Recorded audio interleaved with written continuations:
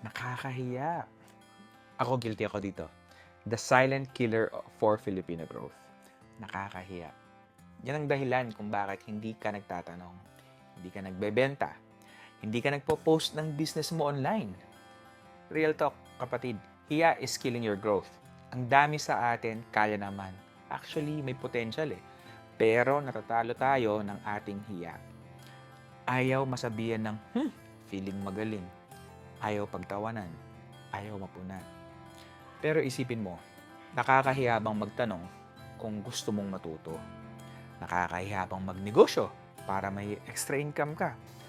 Nakakahiya bang mangarap ng malaki para sa pamilya mo? Hindi, di ba? Ang nakakahiya, yung hindi mo man lang susubukan dahil sa takot mong mapahiya. Don't let shame silence your success. Another real talk topic po, kabayan. Huwag kang mahiyang umangat. God bless.